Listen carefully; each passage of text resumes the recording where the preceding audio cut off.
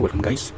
Ngayon meron tayong sasagutin na tanong mula sa ating mga viewers. At ang tanong niya, paano daw malalaman ang capacitor value ng isang air conditioning unit? So, per unit ito ha, per HP. Meron tayong formula na susundin mga idol.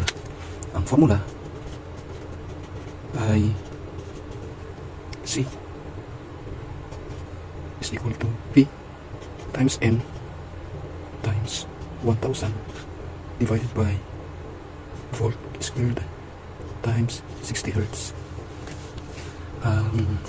Ang P nga pala natin, ang P ay ito yung power in watt, while N is efficiency.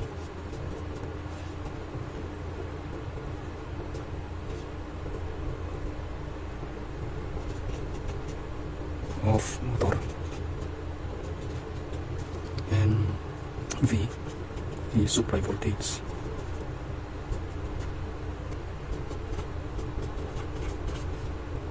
While C is capacitor in microfarad. In microfarad.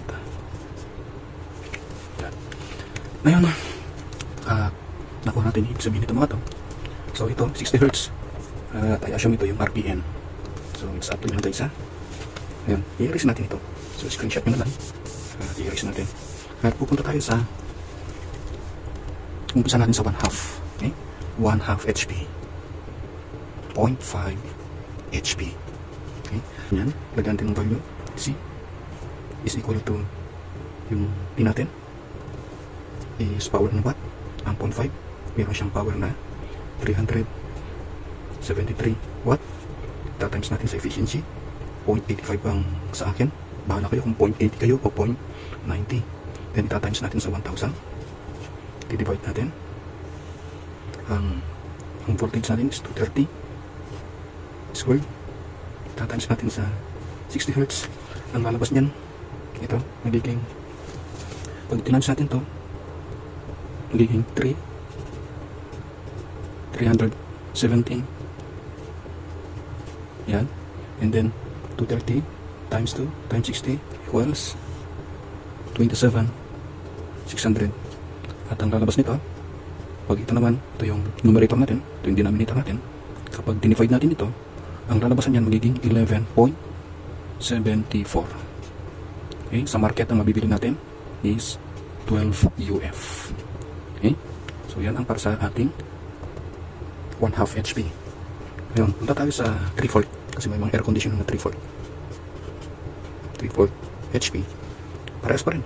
C is equal to 559. So sa 3 HP, yan ang wattage niya. Same. Efficiency natin 0.85 times 1000. Okay? Kung didiretso na natin yan, ang equivalent nito, pag tinansi natin itong tatlo na ito, so magiging 45 380. Ayan, 458. And then as usual, V 230 times 2 times 60 Hz. Kung 50 Hz kayo, ilagay nyo sa 50 Hz. So same na 27 niya kasi parehas lang naman, 27,600. Okay? So pag i-divide natin ito, ang kalalabas sa niya ay 17.21 at maaari tayong gumamit ng 17 UF capacitor. Next, 1 horsepower. Ang 1 horsepower natin is meron siyang watts na 746.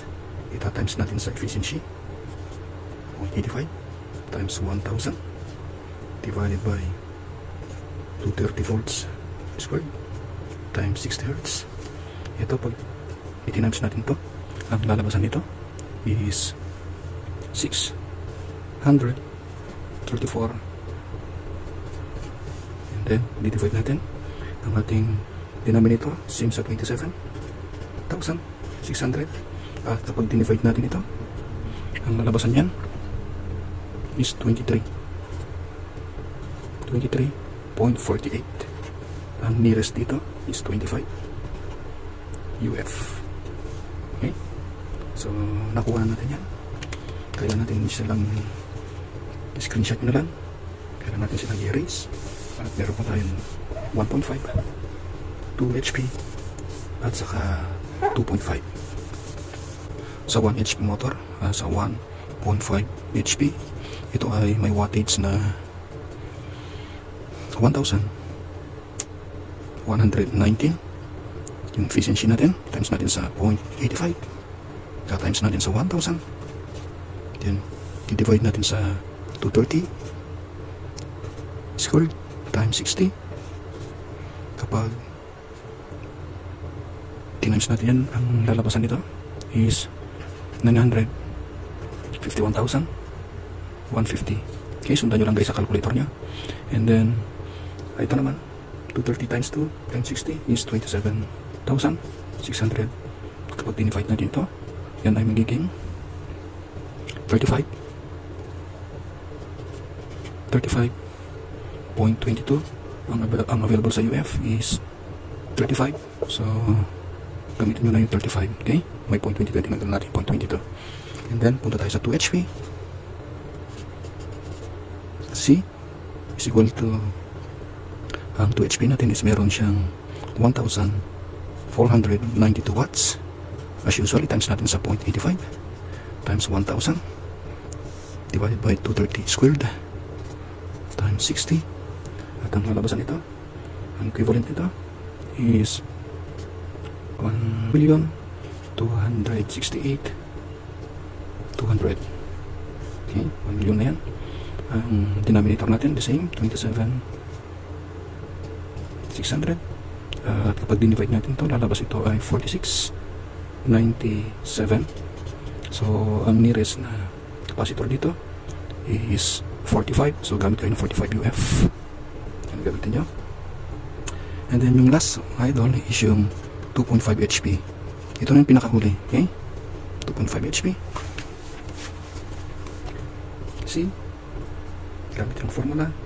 Ang 2.5 is meron siyang wattage na 1,865 times 0.85 times 1,000. Divide natin sa 230 squared times 60 Hz. Ito, ang suma nito is 1,585,250. I-divide natin sa ating denominator na 27. Ito ang equivalent niyan, 600. Ang lalabasan nito is 58.71.